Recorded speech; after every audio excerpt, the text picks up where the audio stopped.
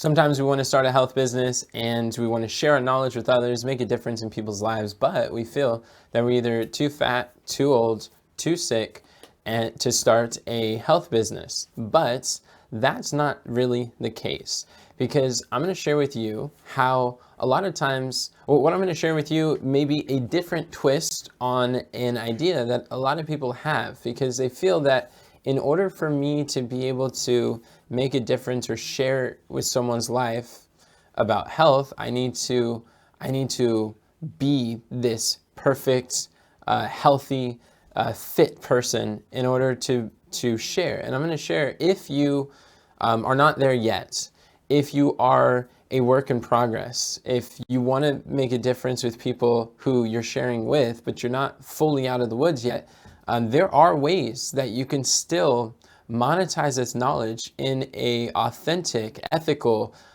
and relevant ways. So I'm going to share with you three approaches that you can take that would help you to be able to start a business on your journey of getting healthier and becoming better. So the first is to document your journey. This is really big because a lot of times people think that they need to be on the top of this hill in order for them to be able to help people. Like if I'm overweight, then I need to have to lose all this weight first before I even tell a soul about something that I'm learning, even if that's a subject that I want to solve. But instead of trying to think of like, okay, I am this hero looking down and let me tell you what to do, what you should be doing in order to get where I am, you don't have to think about framing it that way. In fact, a lot of people who do that, even if you did lose weight, that's not always the most attractive way for people to learn. In fact, what you could do instead is you could say, hey, this is where I am now. I am at the beginning of my journey and this is where I want to go. I want to lose weight, or I want to reverse this autoimmune disease, or I want to kick this habit. And I'm going to document my journey of becoming that person that I am looking to be, or I'm going to document my journey of defying my diagnosis. And you can follow me as I share. And you're able to find people that have a similar interest, similar desire, and they will be willing to and interested to follow your journey and of discovery. And what you're able to do is, instead of trying to tell people what to do, you're being deliberate in your discoveries. You're discovering new insights about, say, weight loss or about your particular disease, and you're learning from some of the best in the world. Or if you have a challenge with focus, about memory, brain performance, then you want to study from people like Dr. Amen, or you want to study from like people like Jim Quick, or people who specialize in the brain. And as you're learning and devouring everything you can about how to focus, how to improve your memory, how to improve your brain performance and learn faster, and whatever it is, as you're discovering daily, you're able to document your discoveries and you're able to discuss your discoveries, and you're just sharing. Instead of saying like, this is what you need to do, you take a different approach, a different frame. And this is like the difference between saying this is what to do versus this is what I did. And it's like, or this is what I am doing, or I'm in the process of. Instead of titles or comments or stories like, this is how to fix your brain, this is how I improve my memory. And it could have been something that happened 2 weeks ago.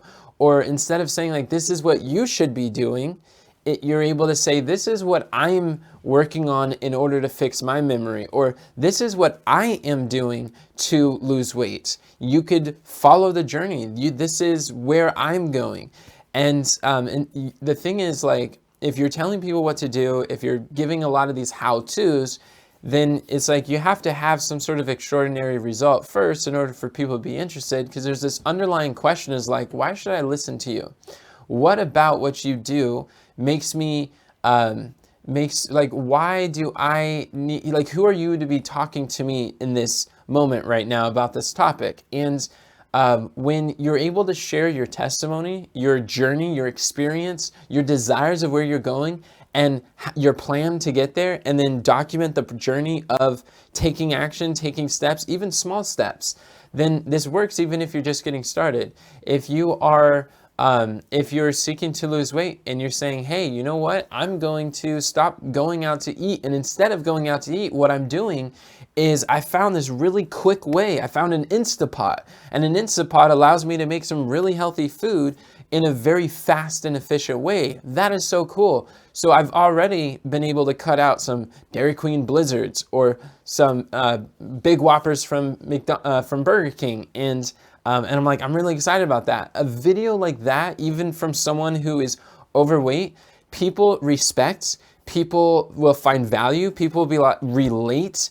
And a lot of times people would rather learn from someone who is a few steps ahead of them rather than someone who's like 30 or 40 steps ahead or 30, 40 years removed from the actual problem. If you're in the midst of the journey and you're actually going through it today, a lot of times people resonate with that. They relate. They're like, yes, rather than seeing some like super strong, fit guy that has like the body of a Greek god, then sometimes people feel disconnected where they're like, yeah, they don't really know what I'm going through. But if you're able to share the wins, the struggles, the challenges, it doesn't make people think less of you. And anyone who has a goal, a lot of people respect those who are on a mission, who are working on themselves and making improvements. And it's inspiring. And one thing that I've noticed or learned about content and building a community is that people don't really care about your successes until they have seen your struggles, until they have seen your failures. And once they've identified with your pain, we relate so much more on pain than we do on like the pleasure and the joy of winning and succeeding. So just by being able to show not just the ups and the highs, like what social media likes to portray, but by showing the lows, showing the mistakes, showing the things that like, hey, I got off track and I'm here.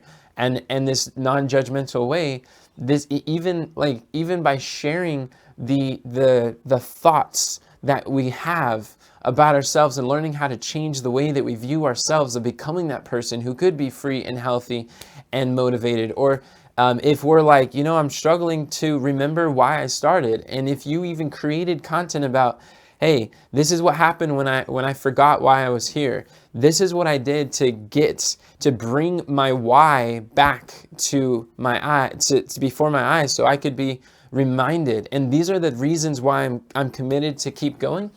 And even just saying a video like that would be so raw, so authentic. People would love hearing things like that. And what the cool thing is, when you're sharing your advice, your opinions, ideas, your steps, a lot of people can say, that's not true, that doesn't work. But if you share your experience, when you're sharing like, hey, last night, it was like midnight, and that chocolate cake in my fridge, it was calling my name, it was like, Enoch, eat me. And I'm like, no, not tonight. I know I shouldn't. It's midnight. Can't do that. And then the chocolate cake, but it's calling my name. And I tell a story about how it's like, I opened the fridge and it looks so good, but I closed it. I'm like, I have dreams to work on. Like, I want to lose weight. I want to feel better. I want to be there for my family. So I shut the fridge and I went to sleep.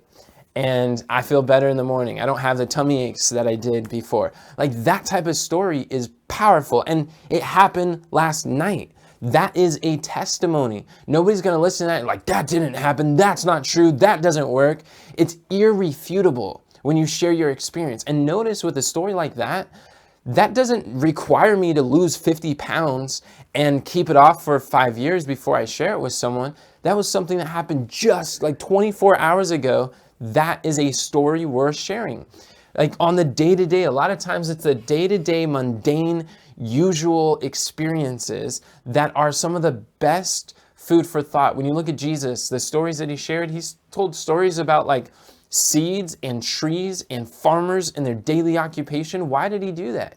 Because he reached people through their familiar associations. In fact, Matthew 13:34 says that without a parable, Jesus spoke nothing to the public, which means that it's really it's not the extraordinary transformations that are required in order for you to build a business that is changing people's lives.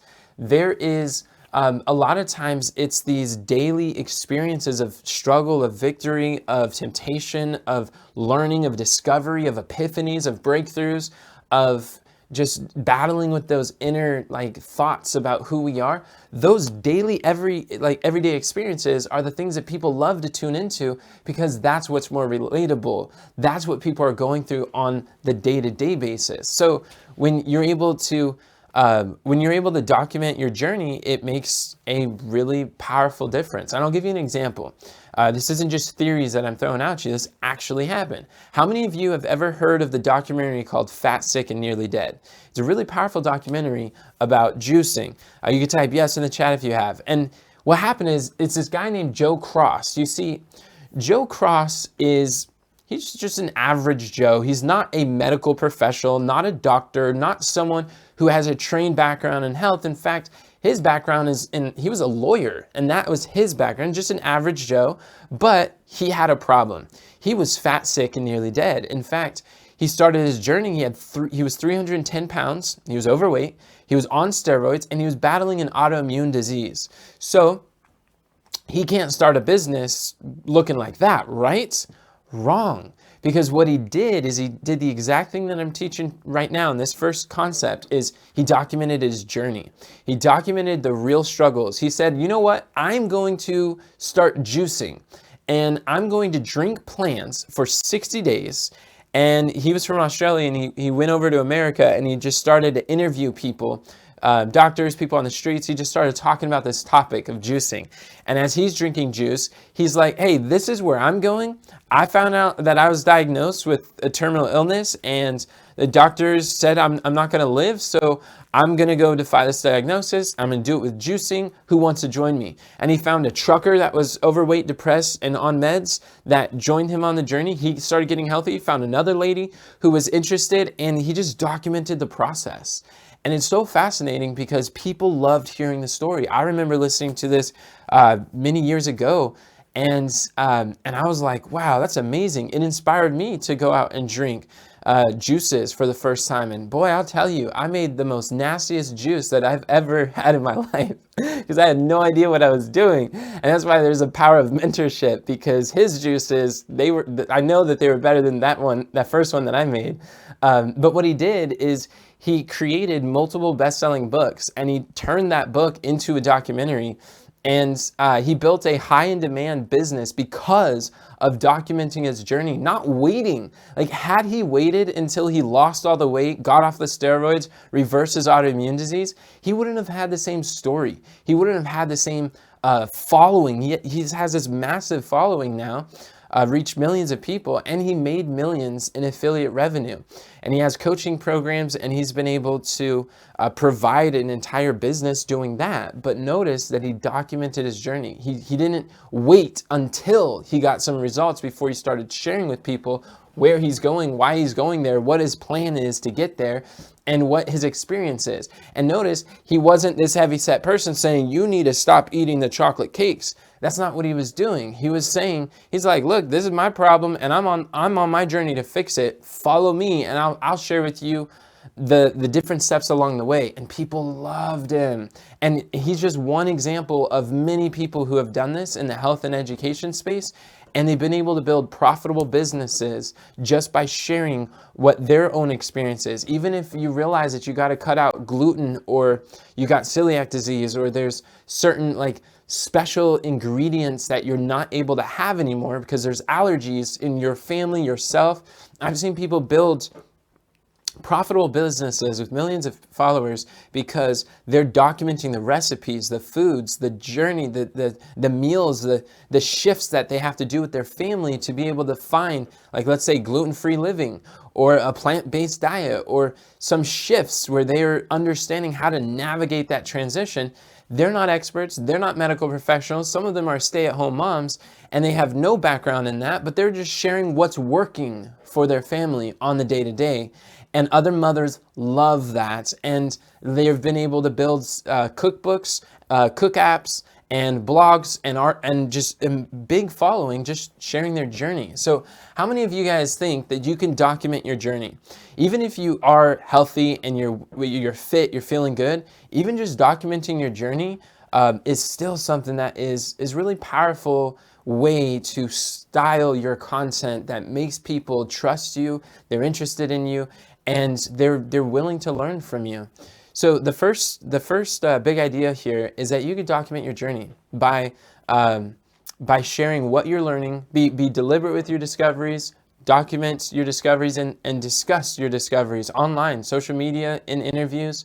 I remember there's this guy, this isn't about health, but during AI, when AI came out, I followed him. His name was Mr. Grateful on Instagram. And he said, you know what? I'm going to use AI to show me how to grow to 100,000 followers. And I'm going to have a daily plan, and I'm going to take it from AI. I'm going to create content on what it says. This is what I'm going to do. So he's literally going to document his journey. He had like 3,000 or so followers when I followed him. And he started this, and he's like, I'm going to use AI to grow my platform, and I'm going to document the journey doing it. And sure enough, he grew over 100,000 followers.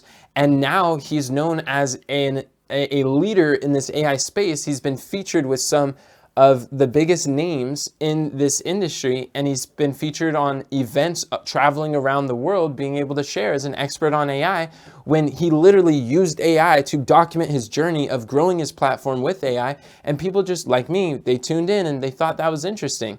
And then you just see it. It's worked in so many different businesses around the world. When we're talking about monetizing knowledge, documenting the journey is a lot better a lot of times than just waiting till you have results. And then the second is you could always adopt the reporter approach. And so what do I mean by that? First of all, as a reporter, you can get paid to create health programs. Many times people wait until they create the program, they put together their course, their coaching, they got all this information, and they bring all this stuff together, and then they start trying to monetize all this knowledge. Or maybe they go out and get certifications and degrees, and they think that I don't have enough, I'm not enough, I'm too old, I'm too fat, I'm too young, I'm too inexperienced, I'm not knowledgeable enough. Like whatever it is, people feel like there's some sort of thing that I'm just not enough. And so they wait and they procrastinate, and they put all of these arbitrary restrictions before they start monetizing their knowledge. But what if there is a way that you can actually get paid to create your health programs? If you can earn while you learn. How many of you, who here would like to get paid to create health programs? Type paid in the chat if you would like to learn how to do that. Because that's what I'm going to show you in this approach. See, there is two types of experts in the marketplace. The first was what I would call the results expert. And the results expert is not as much what we're talking about today. It's what many people think of when they need when they want to build a business with their knowledge. Like they have to be some expert, some person who had this massive transformation. And like when I started, one of the things that got me on stages, invited to speak, to share my story, was because I had a heart attack when I was 12. And I found out I was pre-diabetes, high blood pressure, high cholesterol. I was over 50 pounds overweight, and I was 12 years old, and I had some issues. So I was able to lose 50 pounds in 3 months, never put it off. I'm no longer pre-diabetics, and was able to eliminate my asthma, and through these simple solutions, they really helped me. And I learned about eliminating toxic foods, and haven't really touched a soda since I was 12 and don't miss them. And people just wanted to know, like, you had a heart attack when you were 12, what happened? Tell me the story. And it was because of this experience that I was able to share. And so what kind of results do I have? Well, I have results in pre-diabetes, I have results in like heart disease, I have results in heart attack, I have results in high cholesterol and weight loss. So there's a few topics that I could talk about from my experience. And when I was 17, being invited to go speak at different events and share my story and my experience, then that's one thing as like, those are results that I can talk about. But even 17, like what kind of expert am I as far as like, no, I was teaching audiences that clearly knew more than I did. They've been alive for 2 times, 3 times longer than I have been alive, but they were still learning and finding it fresh and simple and enjoyable, and they wanted to hear. And so that's one approach, and you can do it, that's fine, but you don't have to have results, because a second is what I call the reporter expert.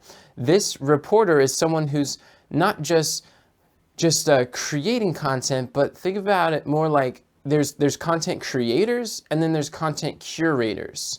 Creators will share from their knowledge or experience of things that they have, but curators are able to take stories and ideas and concepts, and they're able to bring them from different places in the internet, and they aggregate, or they collect and they curate the other people's content, other people's ideas and concepts and things of that nature. But by being able to focus, by being able, even reading books, like when you read a book, it's been said before that like some people would spend 40 years of their career learning and working with thousands of people throughout a variety of different backgrounds, walks of life, and locations and areas, and they find a framework that works with so many people. They've dedicated their life solving one problem.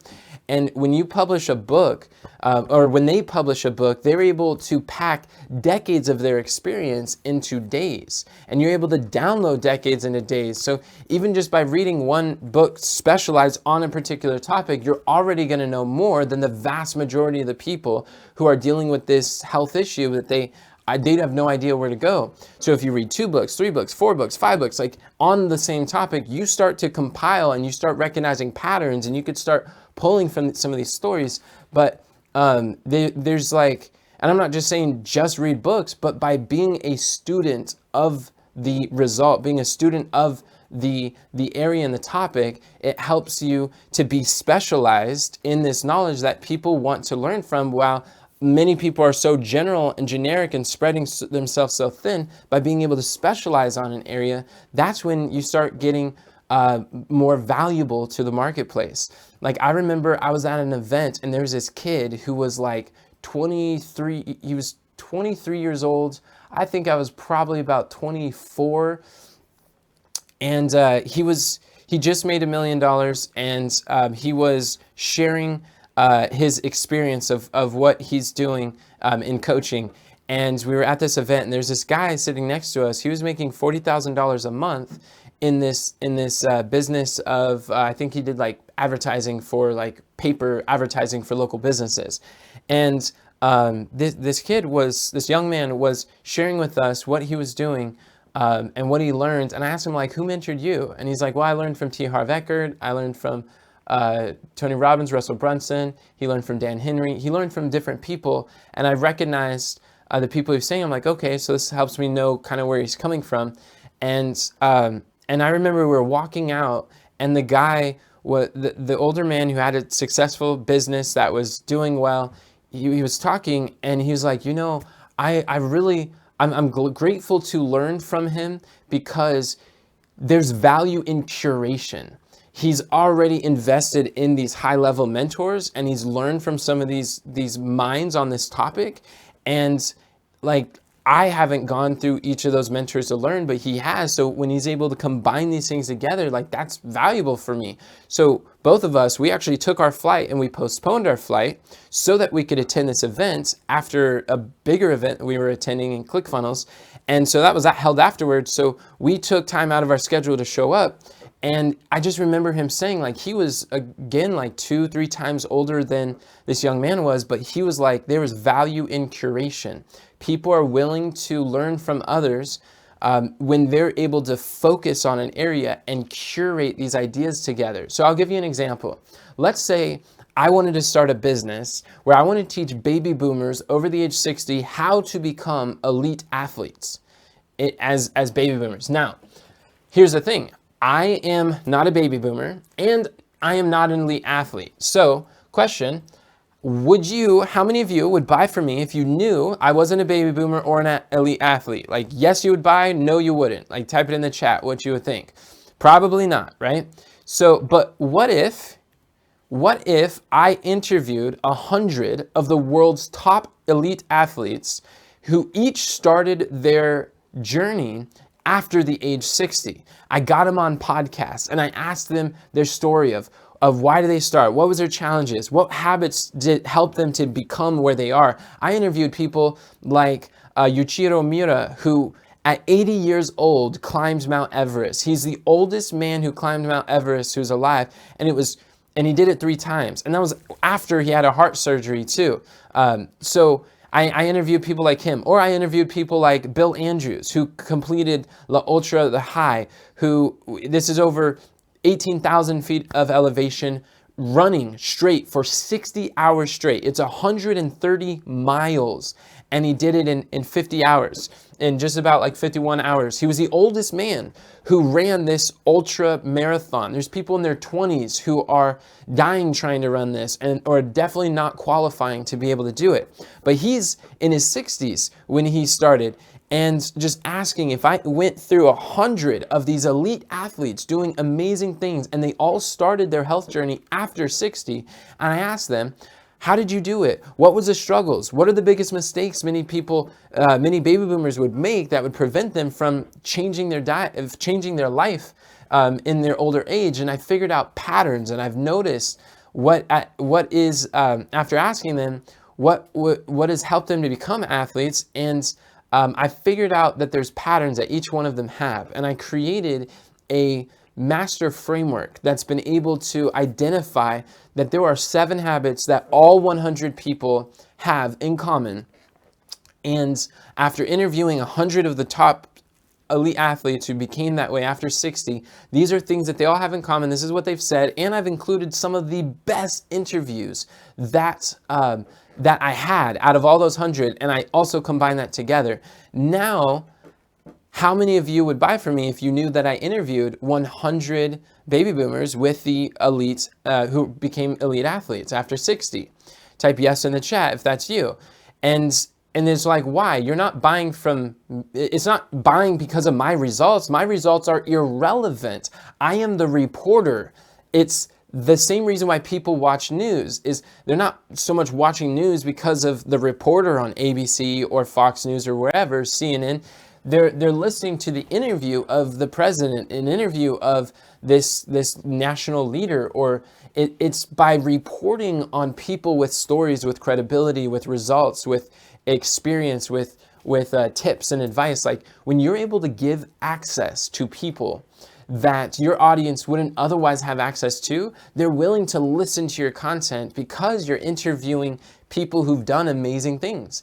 And you'll find that a lot of times, here's a tip that I learned, is if someone published a book, many times they're so interested in that topic that they are just like on the edge of their seat waiting for opportunities to geek out on this subject and share what they know. So what I learned from Russell Brunson was that a lot of authors, this is like a quick hack he learned to get like virtually unlimited access to some of his top mentors, is if you read a book that you really like about your health topic, whether it's weight loss or reversing type 2 diabetes, or it's helping people reverse chronic disease, if you find the topic and whoever wrote that book, a lot of times you could reach out to them and say, hey, I want to interview you on my show.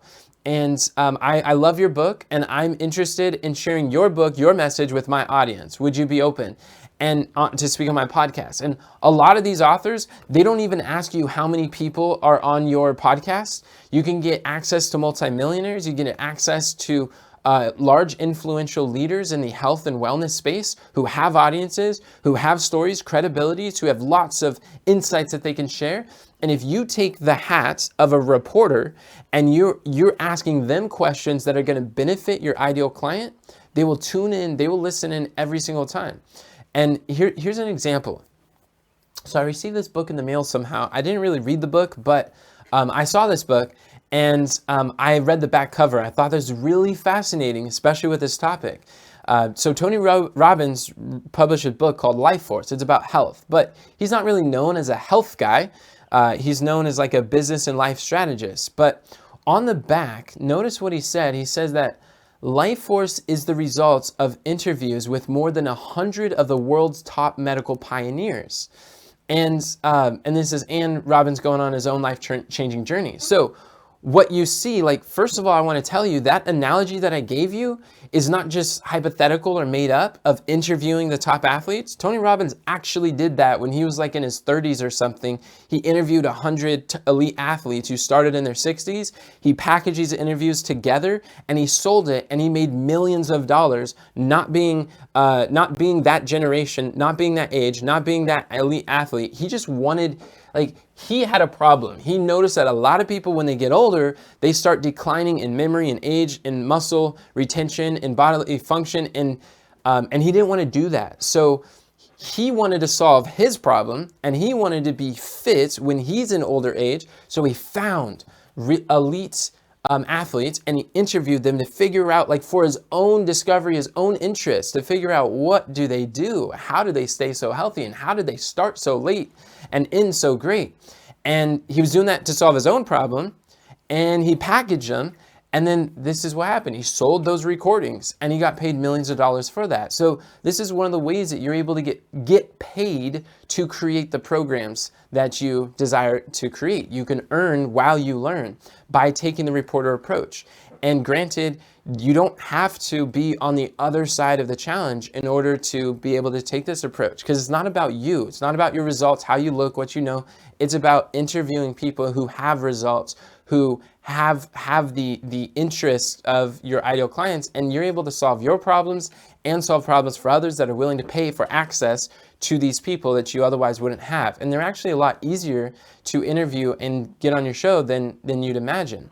Now, something that also helped me understand is that I learned from a mechanic who was able to lose weight, and he got really passionate about this journey. He was really struggling. His name was Dave MacArthur, and he did not like who he saw in the mirror. He was just sick and tired of being sick and tired. He was overweight, his brain fogged, and he was just not happy with life.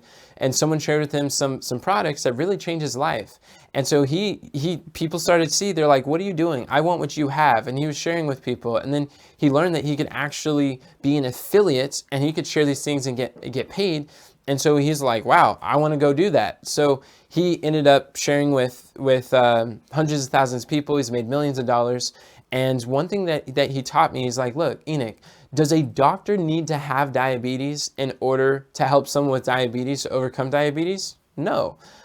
Does a mechanic need to have a broken car in order to fix someone who has that broken car? No, because having the skill, being able to have someone who's focused on that particular thing, who's specializing on the knowledge, equipping themselves with understanding that is a lot of times more valuable than just having the experience yourself. It's kind of like a coach. The reason why it's called coaching, the reason why there's been such a boom and the industry in coaching has skyrocketed, showing no sign of slowing down, and it has never been a better time to get into this knowledge industry as today, is because it just makes so much more sense. If you look at, let's say, athletes who are doing like a Super Bowl, how ridiculous would it be if that coach was in the game playing the very thing that the athletes are doing? You get a different perspective not being in the same game. And as a player, you're focused on your role, you're focused on your team and how you interact with the fields. But a coach is able to see the outside perspective. The coach is able to focus their time, attention, and energy on the coaching skills, because just because you know how to play doesn't mean that you know how to coach someone how to play. So a coach has a different skill set. The coach doesn't have to win a Super Bowl in order to coach a Super Bowl winning team. And by having that outside perspective, they're able to see the field at large. They can foresee challenges and give plays that is actually more valuable. This is why Olympic gold medalist athletes will ask, they'll pay big money for these these Olympic coaches, and that Olympic coach doesn't have to be ornate with a bunch of gold medalists in order to help athletes to become gold medalists.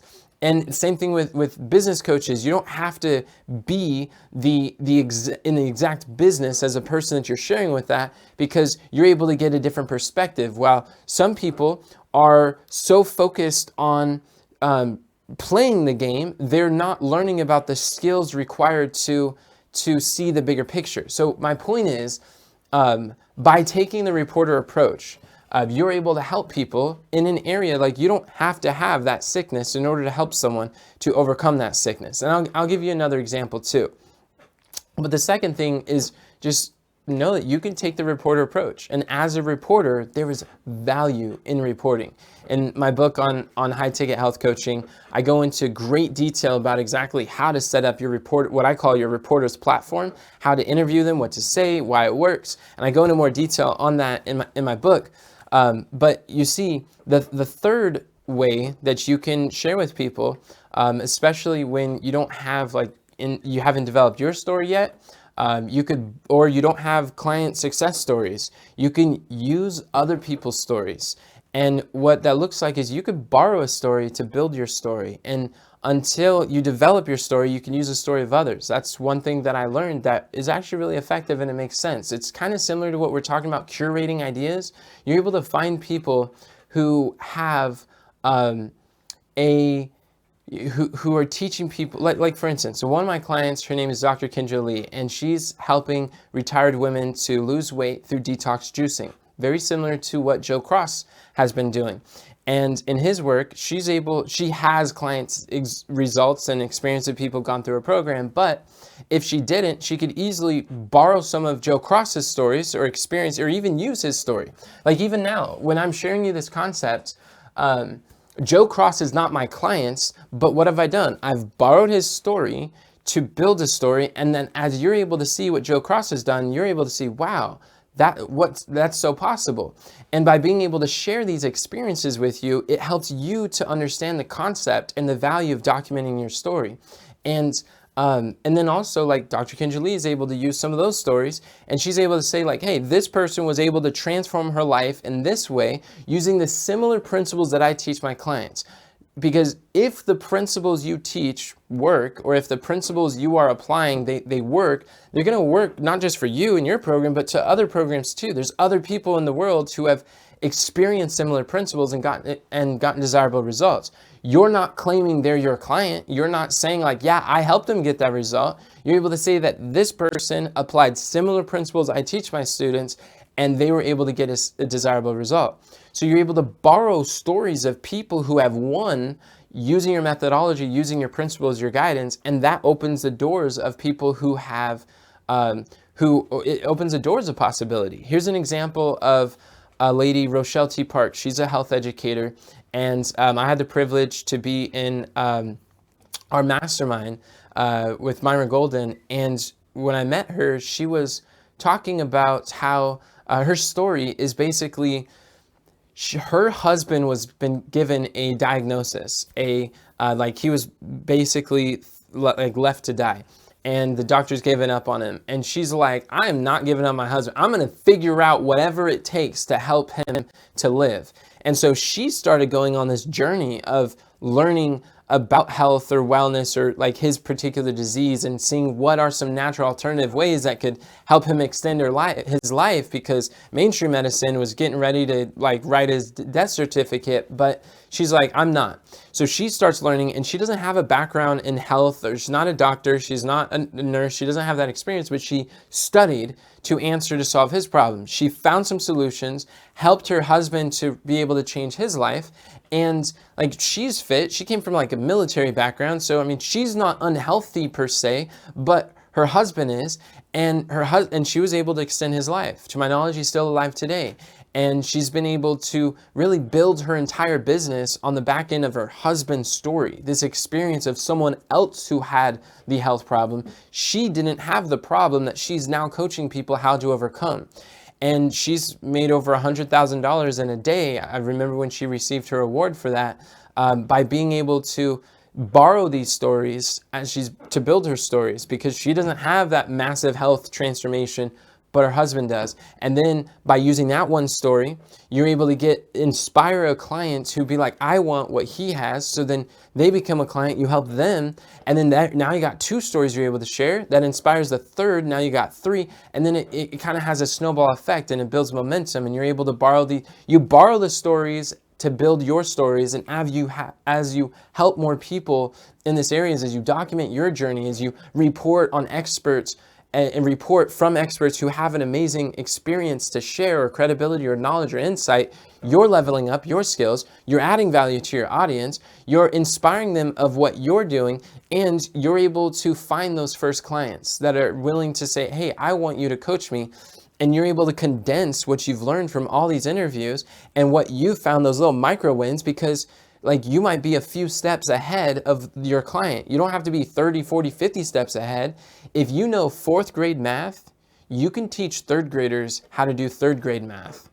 And that's the thing. There's also this other, there's like this story.